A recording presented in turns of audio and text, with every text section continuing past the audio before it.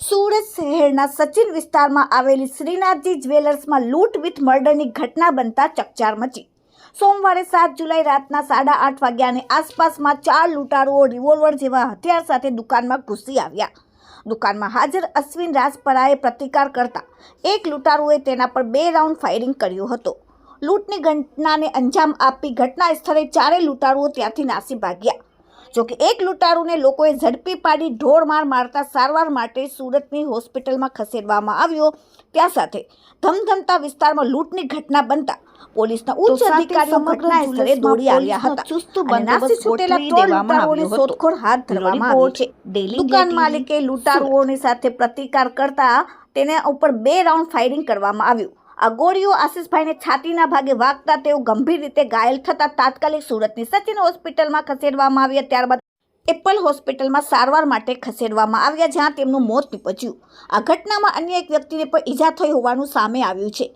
Police દ્વારા આશિષભાઈ jewellery શોપના on paper honour છે કે નહીં તે દિશામાં પણ પોલીસે તપાસ હાથ ધરી છે।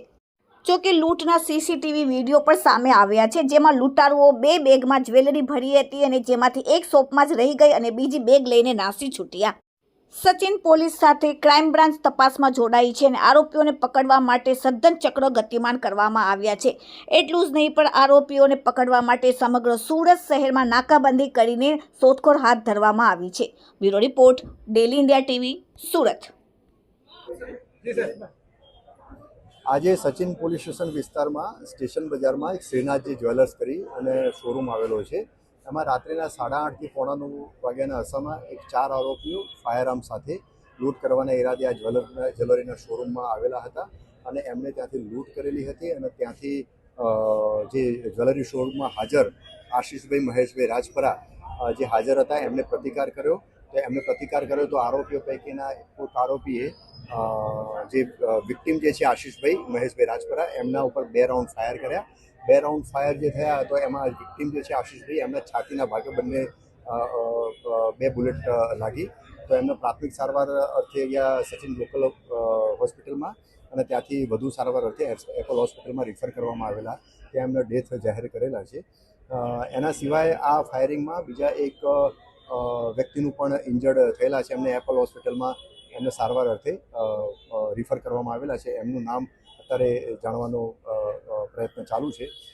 આ જે 4 આરોપીઓ ફાયરઆર્મ સાથે લૂંટ કરવાના ઈરાદે આવેલા હતા એમાંથી એક આરોપી જે છે એ પબ્લિકે એમને ઝડપી પાડ્યો હતો અને પબ્લિકે એને માર પણ મારેલો હતો। એમાં એનું હેડ ઇન્જરી થયેલી હતી, માથાના ભાગે ખૂબ બ્લીડિંગ થયેલું હતું।